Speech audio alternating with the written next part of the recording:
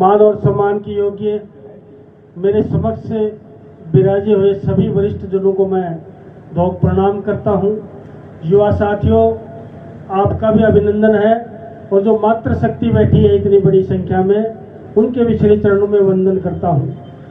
इस 2 in 1 कार्यक्रम के अंदर जैसे आज पंडित दीनदयाल उपाध्याय संबल योजना का कैंप भी है और एक सौगात भी आपके ग्राम पंचायत गोरीर को मिली है, तो ये एक कार्यक्रम में 2 कार्यक्रम किया है आप लोगों ने, बहुत शानदार और जानदार। और ऐसे कार्यक्रम के अंदर आपके बीच में इस कार्यक्रम की शोभा बढ़ा रहे, मंच की शोभा बढ़ा रहे आपकी ग्राम पंचायत की सरपंच महोदया, हमारे बहुत ही होनहार और काबिल जो हर काम को बड़ी मजबूती से करते हैं, ऐसे हमारे तहसीलदार साहब सुनील जी मील साहब, नायब तहसीलदार विजयपाल जी, और आज जो चिकित्सा के रूप में भवन का आज समर्पण हुआ है, उस चिकित्सा से संबंधित और हमारे स्वास्थ्य विभाग के मुखिया हरीश जी यादव साहब, आपकी पड़ोस की पंचायत के सरपंच हमारे मुंशी जी दूधवा सरपंच साहब, बबलू जी सरपंच साहब, और उपस्थित सभी जो वरिष्ठ जन बैठे हैं, मान और सम्मान के योग्य सभी बुजुर्गों और नौजवान साथियों। सबसे पहले तो मैं स्वास्थ्य के क्षेत्र में आप ग्राम गोरीर को और आसपास के लोगों को एक प्राथमिक उप स्वास्थ्य केंद्र मिला है जिसकी कीमत 1,46,00,000 है। उसके लिए मैं पूरे ग्राम को बहुत बहुत बधाई देना चाहता हूँ, शुभकामना देना चाहता हूँ। देखो, ईश्वर ना करे कोई बीमार पड़े, कोई भी नहीं चाहता कि ईश्वर करे कोई बीमार पड़े, और मैं तो हर जगह कहता हूँ राम करे कि हर आपके हॉस्पिटल की ओपीडी 0 रहे, नहीं समझे, कोई नहीं आए भगवान करे, लेकिन फिर भी दुर्भाग्यवश कोई बीमार पड़ जाए तो उसको सही समय पे सही उपचार मिले, इसके लिए आपको पीएचसी भेंट की जाती है और पीएचसी की सुविधा दी जाती है।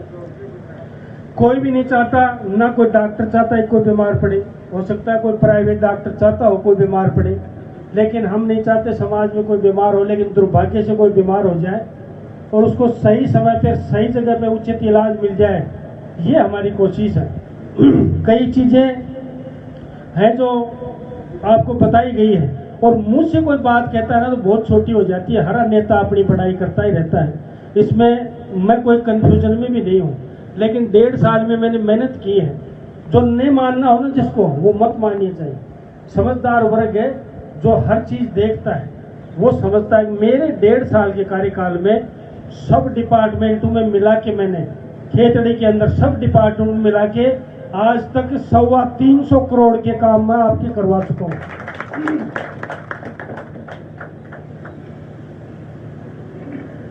325 करोड़ के, जिसमें 80 करोड़ से ऊपर के मेरे 1.5 साल के कार्यकाल में किसके हुए, सिर्फ स्वास्थ्य के क्षेत्र में।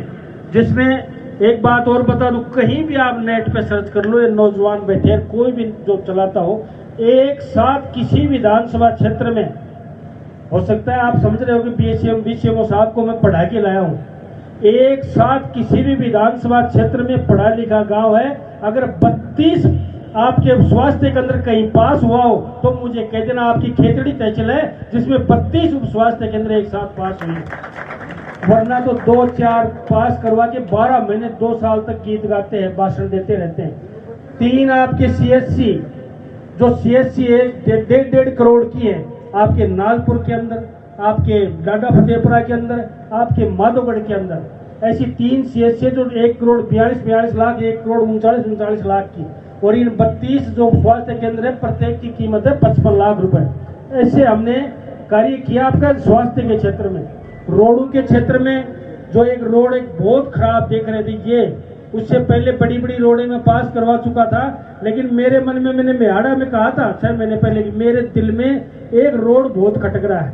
अगले बजट में निश्चित रूप से अगर सबसे पहले मैं कोई पास कराऊंगा तो मेहाड़ा से ये गोरीर दूधवा शिमला होते हुए रोड पास कराऊंगा। इसमें टेंडर प्रक्रिया में समय लगता है। 18 करोड़ 70 लाख का आपका ये रोड जो सबसे बेकार रोड है, और इसमें आप और हम भी जिम्मेदार नहीं है, ये व्यवस्था जिम्मेदार है, क्योंकि यहाँ पर माइनिंग जोन है, क्रेशिंग जोन है, क्रेशर लग रहे हैं, 150 टन के आपके ट्रेलर चलते हैं, बढ़ाते हैं, बिगड़ जाती है। छोटी रोड बनानी होती तो मैं कभी का बना देता, लेकिन मैंने सोचा कि इसको 7 मीटर की बड़ी रोड और मजबूत रोड बनाएंगे जो कम से कम 5 साल तो चले। इसलिए हम 1.5 साल तक इंतजार किया।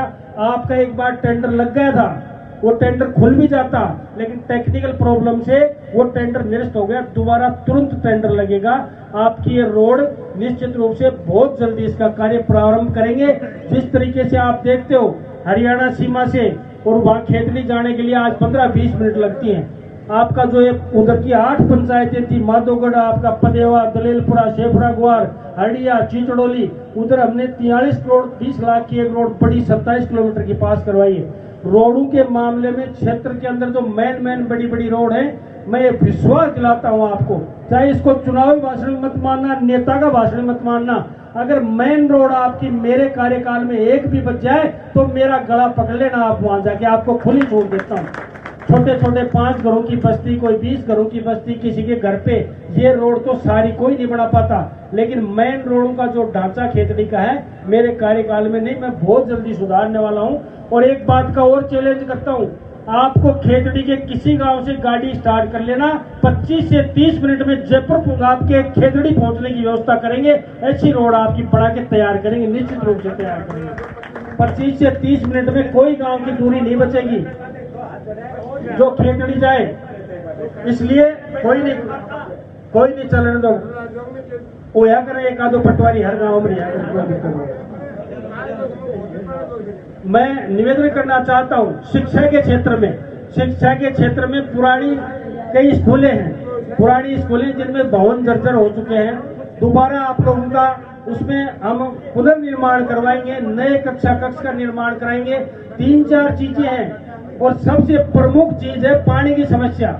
पानी की समस्या देखो एक ऐसी है, पत्रकार महोदय बैठे हैं रामानंद जी, सब लोगों को कहना चाहता हूँ, पानी की एक समस्या है जिसका कंप्लीट अगर कोई हल कर सकता है और कंप्लीट कोई उसका समाधान कर सकता है तो उसका एक ही नाम है और वो शक्ति है इंद्र भगवान। इंद्र भगवान करेगा उस दिन कंप्लीट आपका सॉल्यूशन होगा, क्योंकि इंद्र भगवान ही पानी की व्यवस्था कर सकता है। फिर भी छोटी मोटी जो भी व्यवस्थाएं हैं उनको हम लोग करते हैं। आपके गांव में हम झूठी आमद करना, आपके गांव में जो काम हमने 1.5 साल के अंदर करवाए हैं वो निवेदन करना चाहता हूं।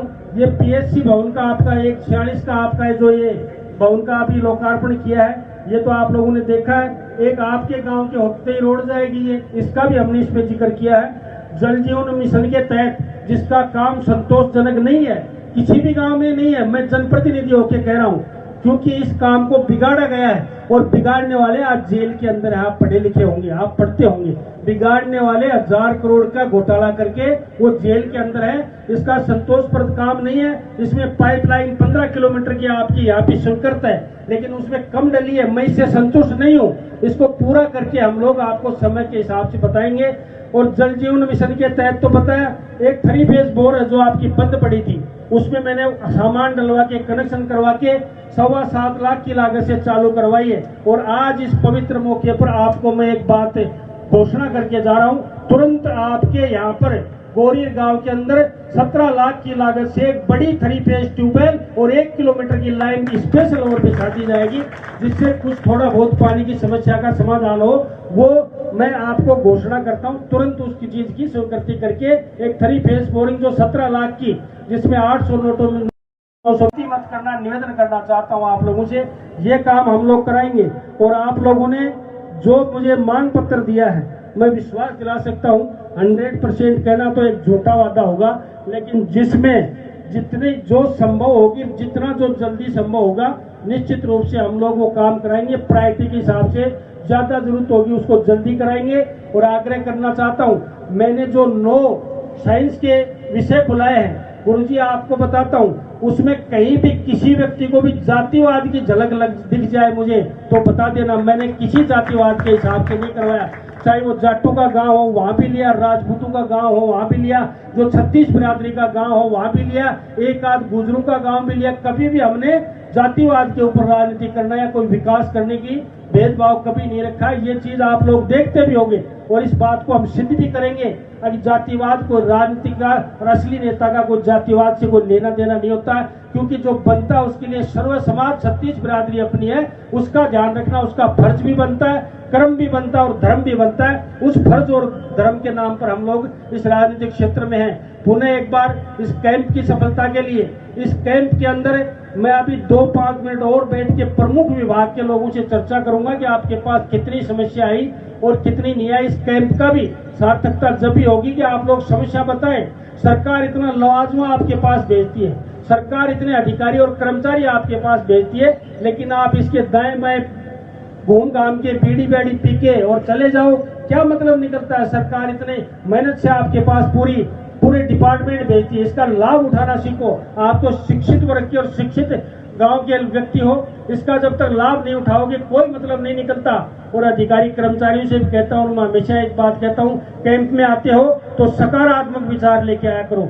ये विचार लेके आया करो कि मैं जाऊंगा तो पीड़ित आदमी है जिसको समस्या है उसका समाधान करके आऊंगा, वरना आप भी अपना समय खराब करने के लिए कैंप में आने की कोई जरूरत नहीं है। यहाँ पे आते हो तो सकारात्मक पॉजिटिविटी लेकर आओगे तो आपको गांव वाले दुआ देंगे। किसी भी डिपार्टमेंट का काम हो उसको काम को करके जाए और करने की मानसिकता रखें। अक्सर मैं कहता हूँ और हर मन से कहता हूँ, तहसीलदार जी को, डीसीएमओ साहब को, सबको कहता हूँ कि अधिकारी 2 तरीके के होते हैं। अधिकारी 2 तरीके के होते हैं। एक तो वो अधिकारी होता है कि ये आदमी आया है, इस काम को कैसे करूं, उसका तरीका खोजता है कि काम करना है मुझे कैसे करूं, वो तरीका खोजता है। दूसरा अधिकारी होता है कि ये व्यक्ति मेरे पास काम आए, इस काम को बिगाड़ूं कैसे, इस काम में अड़ंगा कैसे लगाऊं, दूसरे वो अधिकारी होते हैं। तो भाई हाथ जोड़ के निवेदन करना चाहता हूं, नकारात्मक सोच का अधिकारी कभी भी रिटायरमेंट के बाद इज्जत नहीं पाता है, सकारात्मक सोच का अधिकारी रिटायरमेंट के बाद इज्जत पाता है। इस बात को गांठ बांध लेना, चाहे समाज के अंदर चले जाना और समाज की प्रतिक्रिया देखना। जो व्यक्ति सेवा में रहते हुए, सर्विस में रहते हुए लोगों का भला करके जाता है, उसके बाद में समाज उसको सराखुबे बटाता है। वरना समाज, शिक्षा में रहोगे, सेवा में रहोगे, जब तक लोग आपको सलामी करेंगे, आपकी गुलामी करेंगे, क्योंकि आप सीट पे हो, सीट पे हटने के बाद जो इज्जत मिलती है असली इज्जत वो है। इसलिए अधिकारी और कर्मचारी से कहना चाहता हूँ, 60 साल बीतते हुए ज्यादा समय नहीं लगता। 60 साल रिटायरमेंट होते होते कुछ पुण्य कमा जाओ, जो अच्छे काम कर जाओ, जो आप लोगों को समाज भी इज्जत करे और स्वर्ग में भी स्थान मिले, ऐसा विश्वास मैं आप लोगों को लेना चाहता हूं आपसे। मैं हमेशा कहता हूं कोई हर चीजें कोई शक्ति से नहीं सुधरती हैं, कई लोगों की बातें कहने से सुधरती हैं। आज 3-4 अध्यापकों का यहाँ पे मान और सम्मान हुआ और एक इधर से बंदा बोला कि एक तिकड़ी है जिसको किसी भी काम से खोज लो वो हमेशा तैयार रहती है। तो ऐसे लोगों की इज्जत, इन लोगों ने कुछ किया है जब तो इज्जत मिली है, कुछ नहीं करने वाले को कभी इज्जत नहीं मिलती है। सिर्फ अनाज खाओ और चले जाओ, कोई मतलब नहीं निकलता जीवन का। ऐसे कर्ण कमल छोड़ जाओ, ऐसे निशान छोड़ जाओ कि लोग आपको याद करें, आपके जाने के बाद याद करें, ऐसा विश्वास आप लोगों को देना चाहता हूं। और मैं कहता हूं विकास ही सब कुछ नहीं होता। पढ़े लिखे गांव के पढ़े लिखे प्रबुद्ध नागरिक बैठे, प्रेम और भाईचारा जिस गांव में नहीं है उसमें विकास किसी काम का नहीं है। अच्छी रोड बन जाएंगी, अच्छी स्वास्थ्य की सुविधा हो जाएंगी, लेकिन आपस में लड़ते रहोगे, झगड़ते रहोगे, कोर्ट कचहरी करते रहोगे तो विकास क्या काम आएगा। इसलिए विकास के साथ आपस में प्रेम और भाईचारा भी गांव में कायम रखना, ये विश्वास आप लोगों को दिलाने के लिए आपके बीच में आए। मान और सम्मान के लिए तो बहुत बहुत धन्यवाद है।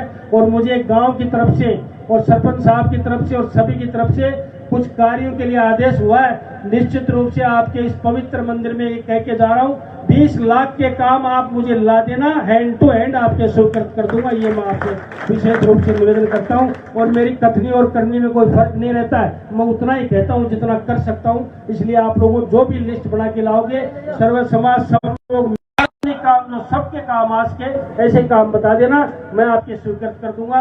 पुनः एक बार इस पीएचसी की आपको बहुत बहुत बधाई और इस कैंप की सफलता की बहुत बहुत बधाई। मैं आपको शुभकामना देते हुए अपनी बात समाप्त करूं, उससे पहले पुनः एक बार आपके श्री चरणों में प्रणाम करता हूं। सबको राम राम, बहुत बहुत